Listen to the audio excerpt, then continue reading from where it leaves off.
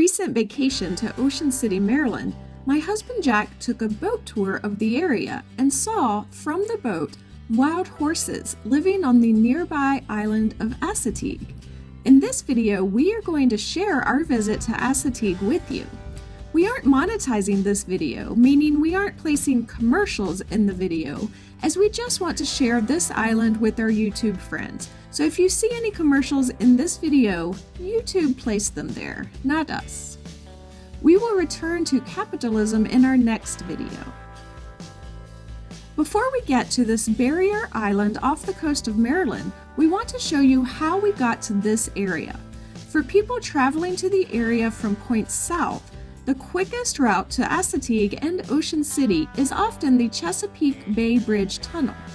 As you travel up the coast of the Carolinas and Virginia, you eventually get to this 17.6-mile bridge/tunnel that takes about 20 minutes to cross the Chesapeake Bay to get to the eastern shore of Virginia. The toll during peak season at the time that we traveled is $21 one way. Peak season is currently defined as Fridays through Sundays from mid-May of 2024 through September 15th of 2024. All other days this year are off-peak travel days, and the one-way toll is $16 for a regular passenger vehicle. The bridge tunnel is 60 years old this year. It replaced the ferries from mainland Virginia to the eastern shore. Most of the Chesapeake Bay Bridge Tunnel is bridge, though there are two 1-mile tunnel sections of the structure which start and stop on man-made islands in the Chesapeake Bay that were created for this purpose. The tunnel sections are there to allow the passage of large ships over the tunnels into the bay, which is necessary for ships that are too tall to make it under the bridge. The bridge tunnel saves over 90 miles of driving for tourists along the East Coast traveling south to Virginia Beach or the Outer Banks of North Carolina, or traveling up the coast north to Ocean City, Maryland, or Wilmington, Delaware. The structure ends on the eastern shore of Virginia, which is part of the Delmarva Peninsula, which also includes parts of Delaware and Maryland. The name Delmarva coming, of course, from the three state names, Delaware, Maryland, and Virginia being combined. Driving the 17 miles of the bridge tunnel makes a lot of drivers nervous, including myself. I have never driven on it before, but Jack has numerous times and thinks it's nothing to be nervous about.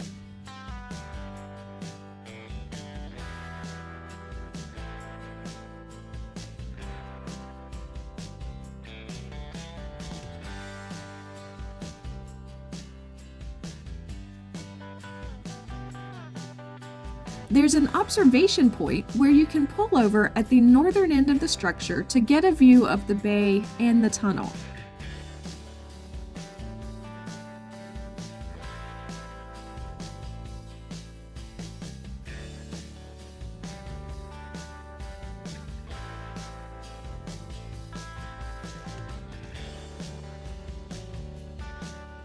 Anyway, happy 60th birthday to the Chesapeake Bay Bridge Tunnel. Now on to Assateague Island. Assateague Island is a 37-mile barrier island, most of which is part of the state of Maryland, though the southern end of the island is actually part of the state of Virginia. The portion we visited is in Maryland. It's also part of the Assateague Island National Seashore, run by the National Park Service.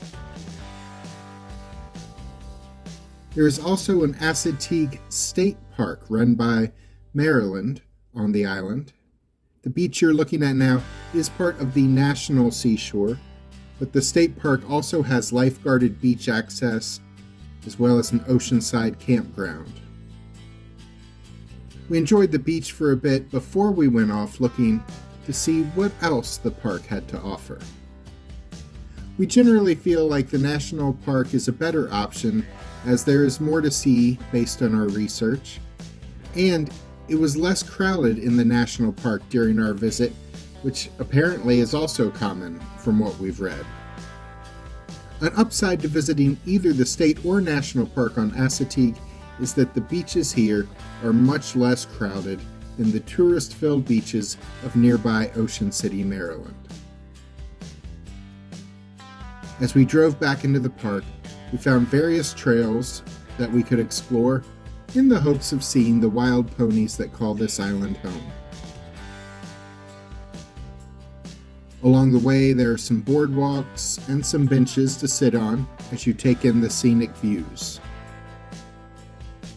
Both surf fishing and crabbing are allowed at various spots in the park, but there are some regulations to follow for those activities, so you should inquire at the Visitors Center for more details.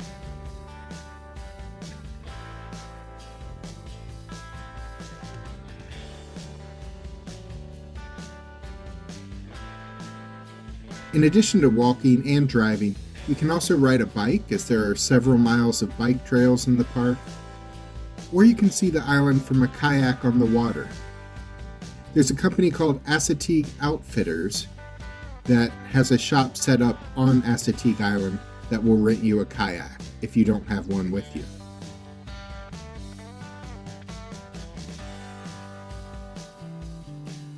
As we were exploring this area, we saw a couple of horses way out in the distance. While you do need to keep a safe distance away from wildlife in a national park, we wanted to get a bit closer to see the horses in greater detail. So our exploration continued. We next walked along the Life of the Forest Trail, where we learned about life in a maritime forest. This half-mile trail takes you through the woods, then out onto boardwalks overlooking marshlands and the bay on the western side of the island. We saw no horses in this area, though we did see fairly recent evidence of the presence of horses on the ground in spots along the trail.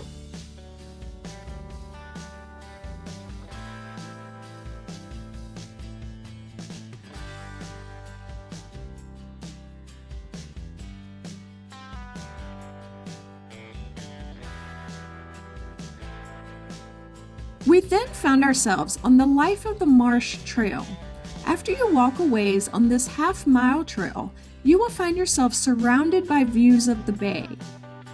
There's often a good chance to see various wildlife here, and this is the first time we saw horses somewhat up close on the island, though we would see some even closer by the time we left. But here are the two horses that we had seen from a great distance earlier in our exploration, and they were now a good deal closer.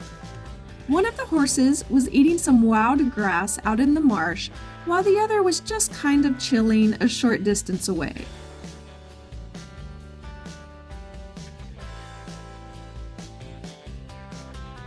We loved seeing them, even though they were still a good distance from us.